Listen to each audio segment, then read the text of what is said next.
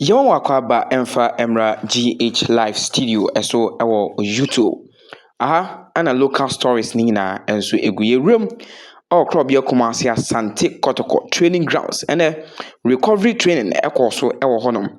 Now almost also prepare almost ahead of any Pando Heart of Lions gamer and also also over the weekend and a Sunday and a game no and so also ewo Pando and a crop your Kumasi Asante Kotoko echo now any Pando Heart of Lions about side game no meeting.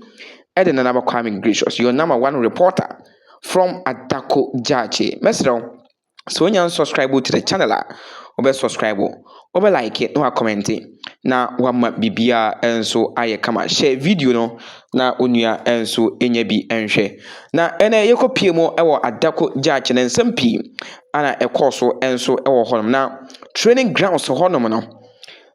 Bibia ekoso kama ewo ho. Nyankopon ya adoma edachina new training pitch no yebedi ho nkomo na ye the more update e dey free ho e the amount and there are some players be they are out of the training e bin so inclusion asanso aba ye hwe wisdom basi Fernando trainer or ye training grounds na very impressive and niema e koso kama e the ma abrante no enso e ho ne kro bia Kumasi Asante Kotoko na yengram ni emfa training nkomo no enso emfa emre ho and coach Dr. Prosper Nate Ogum na ono a ewo ho a o kire players no nie omonye na ebeboa and na training no recovery plus the tactical training omo tactical training ahead of game and also because and then chinanko a ana omo ebe training ho china ye the traveling squad no the ebema wo ye wia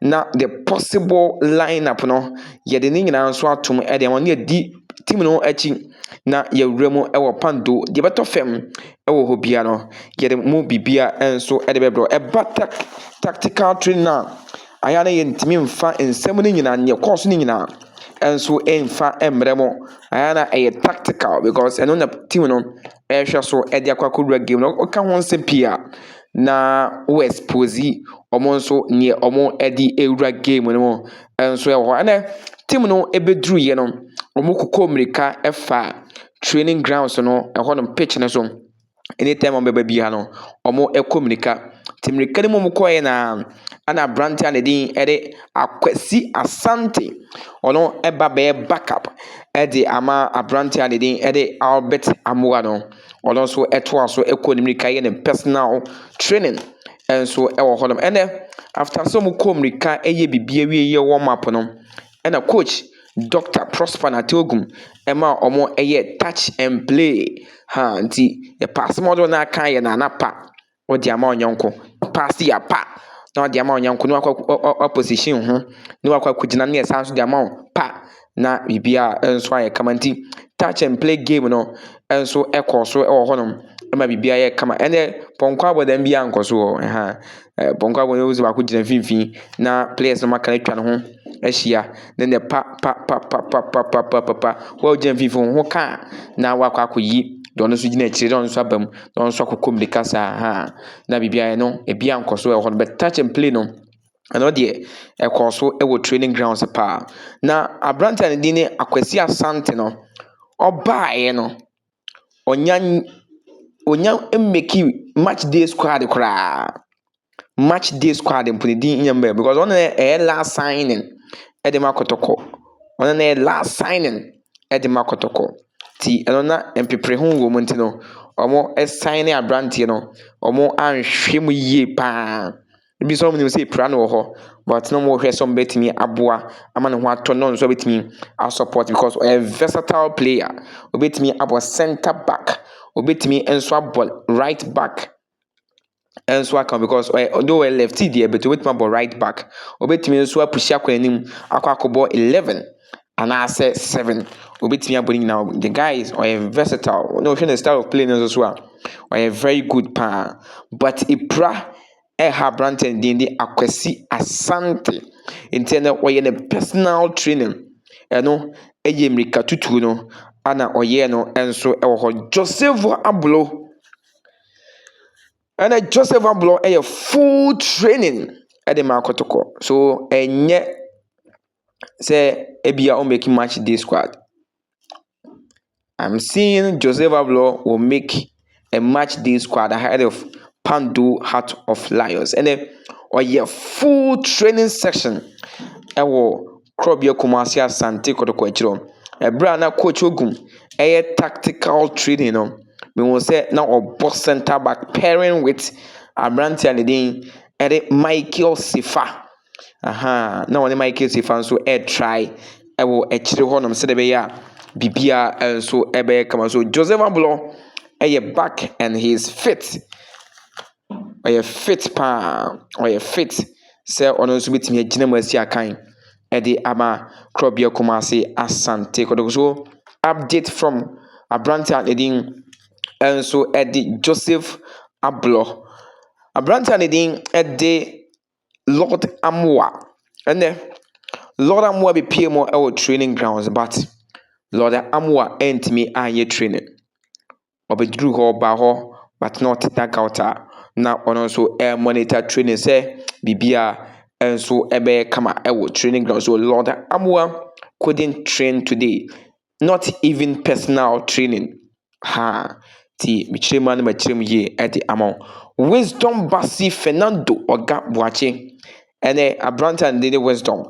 And so full training and then the general was because for the last 1 week or some days Marco training grounds Abranta ni train I say any GB ni ho I don't know senen seminar na wabonte no sena what TBD ebiana and so can one factor na affecting Abranta, but I can confidently say Abranta and the Wisdom Basi Fernando and so fitter say coach Ogum and so I prepare now say what the American squad in a also with me I'm making match day squad and so Warholm and Abranta and the Patrick Esiedu about training grounds, but I see say coach Ogum na opesa Abrante no resting tea and the coach Ogum train oye nyina no it was only 2 players and no oyusu omo ewo the left back.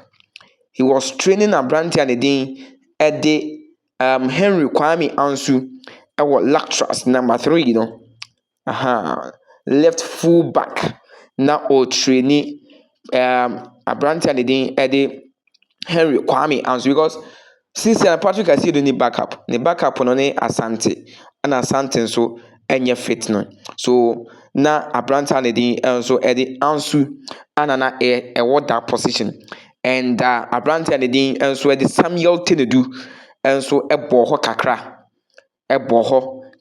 and so ewo but na Patrick I see do eti dugout na ojena home and so me I don't know me ngin say pra but me gidi say bia bre and coach Ogum epese or resty Abrante and so Eddie Patrick Esiedu. Yanko Andrews Ntim Manu and so aside. And Andrews Ntim Manu a report here our training grounds.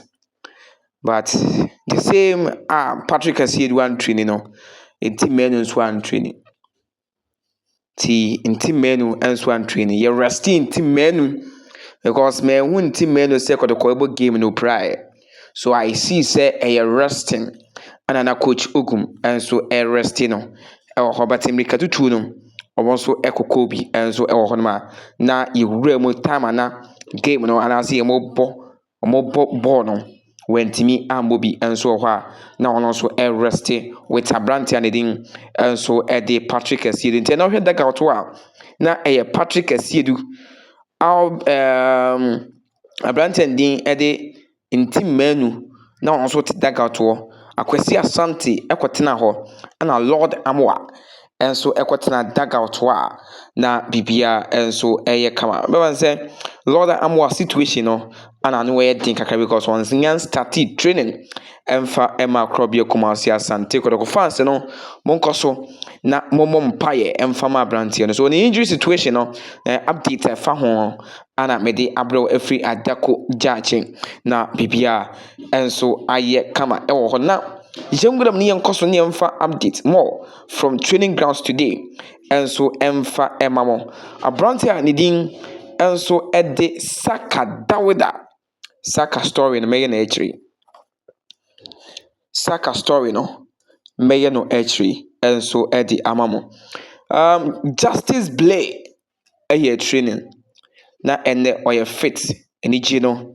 na ewo honom ohwe ne participation ewo training grounds a ene no na ewo soro pa na de ho hye training ni mu abranta ne din ere Isaac Minta Samson Aduku no mu nyina ewo ho Peter Amidu Akwa Peter ye training na Peter Amidu Akwa training no ene ono so ekọ full training session full one ti Peter Amidu Akwa enso training full full training na bibia enso kama de ma abrante ne din enso de Peter Amidu Akwa ti Peter Amidu Akwa enso training de ma krobia Kumasi Asante kodoko team na position no obono enso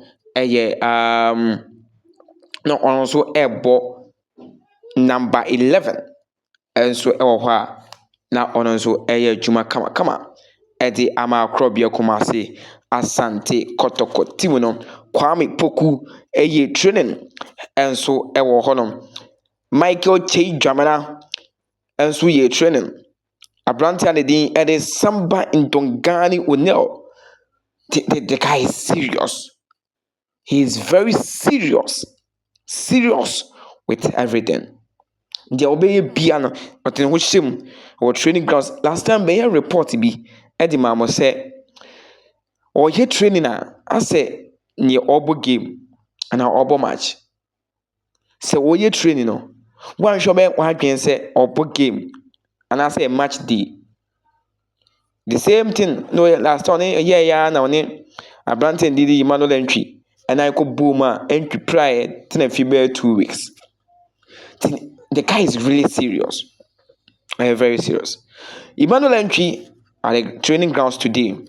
Not a but very calm nowadays. I don't know why, but entry is very calm nowadays. Goalkeepers phoning in hand and the Omubia also a training. Our training grounds are Opia and so Antenefie and so Ewa Bibia a course and so Ewa na yenim komo Saaka Dawda. And a Saaka Dawda are my training grounds. Men who Saaka Dawda with training grounds. So Saaka Dawda are out of training today. And after the game, I spoke to him. Oh, Babanyara Sports Stadium. O mami yantie se ne nan no ne yade. What pains, but the medical team no egu so hwe. Send ye be ya bibia nso be de ebe kama. Ti empire ye mo mfama Saaka Dawda ne se obe recover fast. Ediama team no. And running din eka first 11 home. But later on no ana warm up no when we are Peter Amidu Akwa starting game no edima Asante Kotoko. Ti ene wama training grounds echina si ehunu training grounds na eche se Sunday game no Saaka Dawda out of the game also Ntim emo emfama krobia Kumasi Asante Kotoko against Pando Heart of Lions. We don't know if say the plano are serious and I said yenim but near tiene say ende ye hu abrante ndidi Saaka Dawda and so ewo training grounds also ama meye training amfa makrobia Kumasi Asante Kotoko. A very sad news edema Kotoko because this season abrante ndidi Saaka Dawda ni inclusion ewo team ni mo super abom modern eka say omom ye consistency with team ni mo he is part of the team. Though he started leg now on chassis enye bimbo. But actually no coach Ogum started say we initiate no e matches ni mo no and I say o matches ni mo no na eboa Kotoko team ni pa after so free bofakwa Tano nso ɛbɛka akotokotim ne ho no ne inclusion aboa tim no yie papapa nti sɛ wokɔbɔ mpaeɛ a na wabɔ mpaeɛ no bi ɛde ama aberanteɛ no din nso ɛde Saaka Dawuda medin ɛde Nana Kwame Gracious, your #1 reporter from Atako Judge. Subscribe, share and like. Me da ase paa.